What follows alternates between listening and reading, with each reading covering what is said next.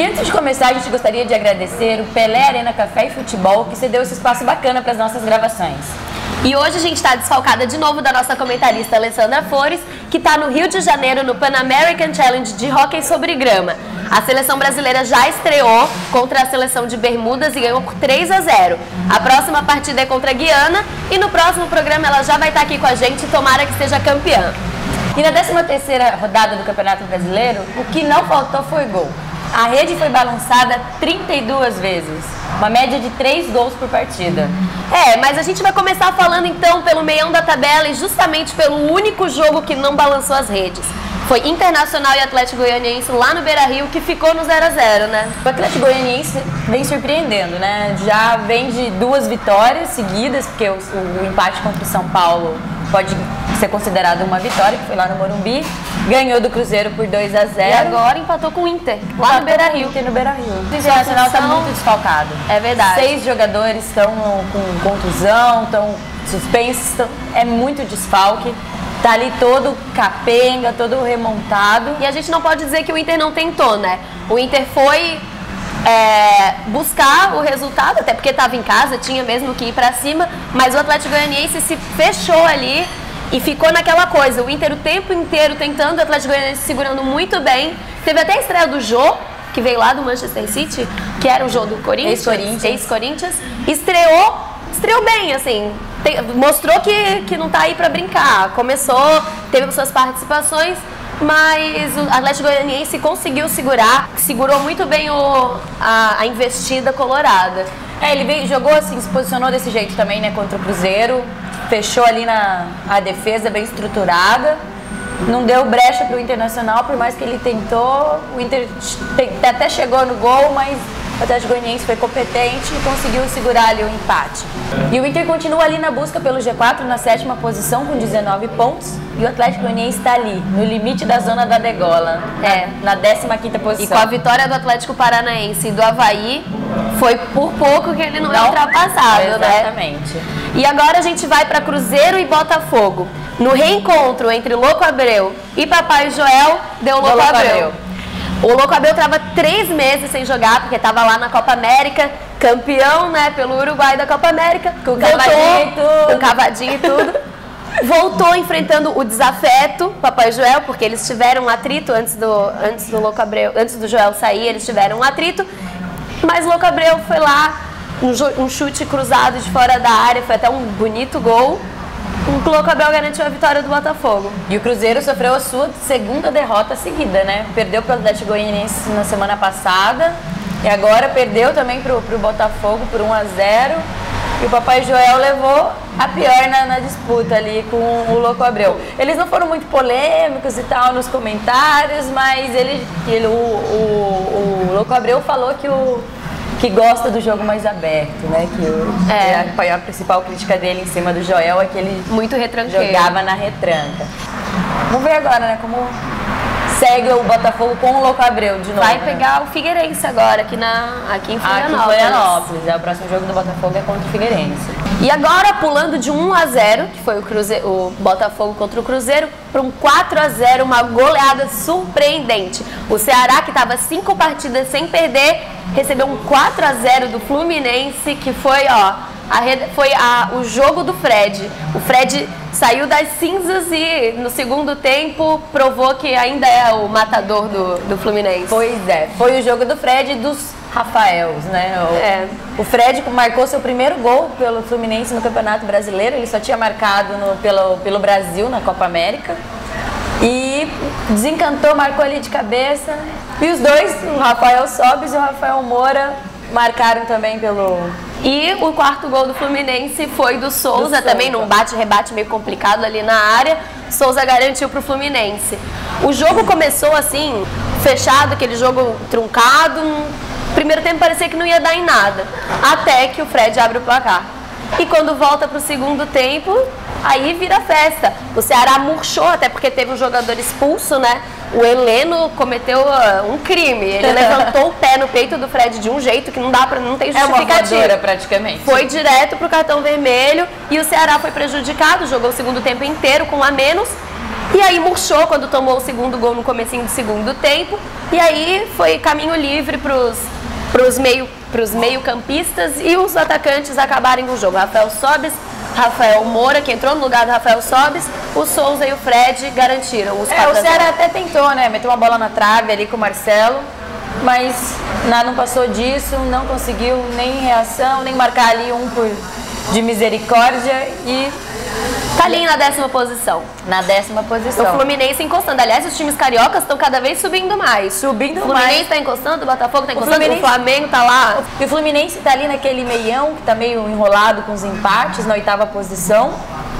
E o Ceará também ali enrolados com um pouquinho atrás. É o pessoal do meião mesmo, é o que a gente tá falando agora. Posição, é a galera do meião. E para fechar a parte do meio da tabela, a gente vai para Bahia e Figueirense. A primeira vitória do Bahia em casa, a torcida tava até perguntando pro René, quando que a gente vai ganhar dentro de casa?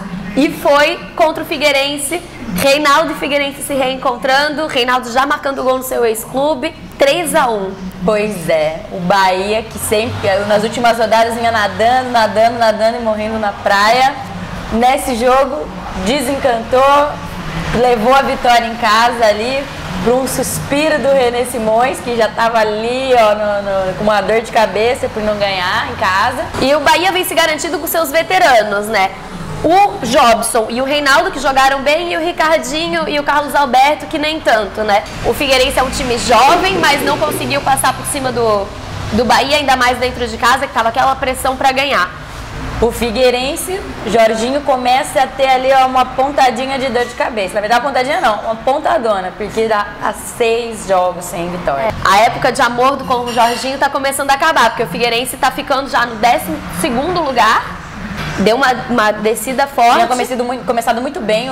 Já perdeu pro Palmeiras a última rodada, perdeu agora pro Bahia, vai pegar o Botafogo embalado, vamos ver o que vai dar. Pois é, e o Bahia segue colado no Figueira ali, o Figueira tá na 12ª, o Bahia tá na 13ª posição para completar o meião ali da tabela.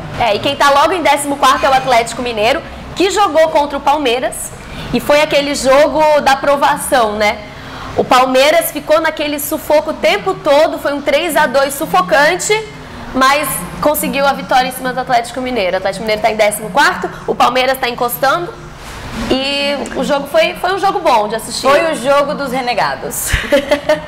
É verdade. O Marcos Assunção e o Luan, que eram taxados pela torcida, o Marcos Assunção de baladeiro e o Luan de não ter uma técnica muito boa, foi eles que decidiram o jogo. Pra mim foi o gol da rodada.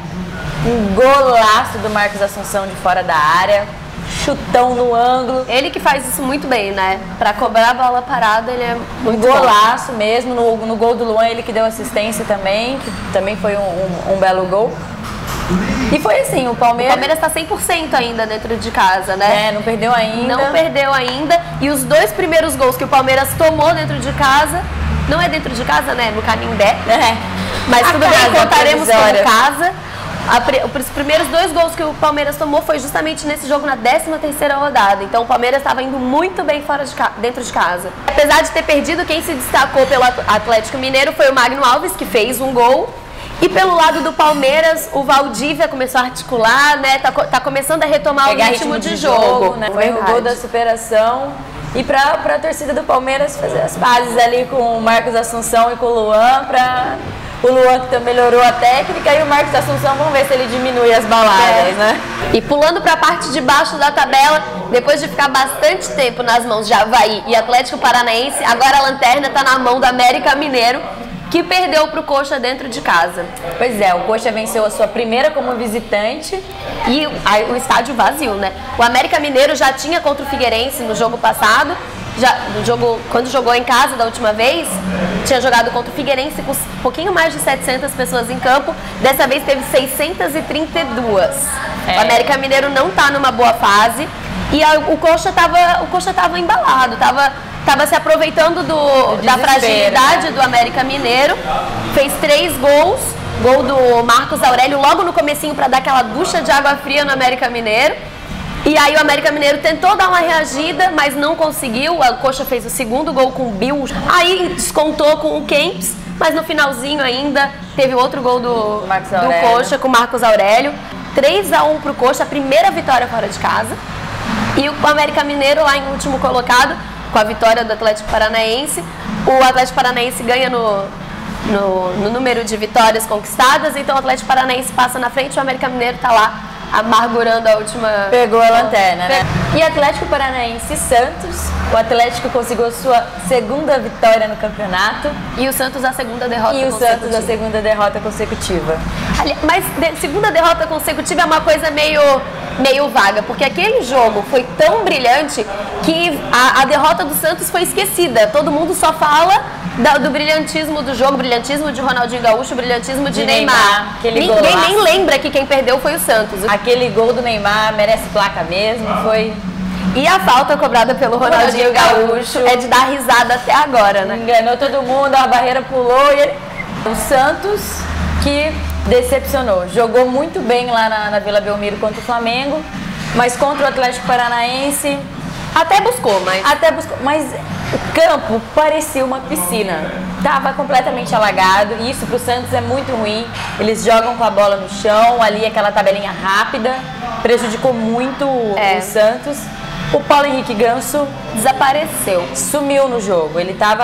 O nome dele foi pouquíssimo citado, ele não jogou, praticamente marcou presença em campo ali, mas foi muito mal, bem apagado. Para quem era a lanterna do campeonato, isso é maravilhoso, né? Ganhar ainda em casa por 3-2 do Santos. E agora vamos começar a falar dos jogos que embolaram a parte de cima da tabela, começando pelo Vasco e São Paulo. São Paulo escorregou de novo no Morumbi e o Vasco ganhou de 2-0 em 2 contra-ataques preciosos. O Gilson Batista não ganhou em casa ainda, foi a primeira derrota dele no comando do São Paulo. São Paulo perdeu a chance de encostar mesmo no líder Corinthians, que tropeçou também. E caiu ainda, além de tudo, caiu para a 3ª posição, né? Perdeu a posição para o Flamengo, que agora está encostando no Corinthians. O Vasco fez o que o Ricardo Gomes esperava e pedia para o time, era o contra-ataque rápido. E guiado pelo Diego Souza, que foi um destaque da partida, Diego Souza ligava os contra-ataques muito rápidos e o Vasco fez 2 gols assim. E o Vasco quebrou um jejum de 6 anos, 9 jogos sem ganhar do rival paulista. Foi lá, quebrou esse jejum já com 2 gols, um passe bonito do Diego Souza pro Éder Luiz. E um gol do Felipe, que foi ali nos uma acréscimos, pintura, né? Nos acréscimos. São Paulo segue ali na 3ª colocação. O Vasco está na 5ª, mas como já está classificado para a Libertadores do ano que vem, porque ganhou a Copa do Brasil, não está nem preocupado. E além da partida do São Paulo e Vasco, que o Vasco acabou ganhando e o São Paulo perdendo uma posição, teve a partida entre o líder e o vice-lanterna, que acabou embolando também ali as primeiras posições. Mas essa vai ficar para depois do primeiro bloco, vai ficar para o segundo bloco, porque tem um comentário diferente. Agora a gente vai falar do time que se beneficiou das bobeiras. O Flamengo não perdoou o Grêmio e primeiro jogo do Ronaldinho Gaúcho contra o ex-clube, né, com toda aquela polêmica em volta de Ronaldinho mercenário, todo esse rolo, ele não perdoou. Nem quis saber. Não teve aquele brilhantismo do jogo contra o Santos, mas jogou muito bem, foi destaque. Ele fez um passe para o Thiago Neves marcar um belo gol. E o Vitor, que foi a lambança do Vitor. Não se brinca com o Ronaldinho Gaúcho, né? Ali ainda, na cara do gol. Convenhamos que brincar com o Ronaldinho Gaúcho não é muito seguro, né? Não é muito seguro e ele não perdoa mesmo. Eu acho que realmente o Ronaldinho Gaúcho no Grêmio nunca mais, porque teve todo aquele rolo quando... Ficou uma mágoa, né? Exatamente, e agora nesse jogo foi a prova. Ele ganhou do ex-clube, fez juras pro Flamengo e eu acho que agora não é mais Ronaldinho Gaúcho, é Ronaldinho Carioca. Uma das surpresas da rodada foi a derrota do líder Corinthians para o vice-lanterna Avaí. Mas isso você confere no próximo bloco. A gente preparou um comentário diferente para você, não saia daí.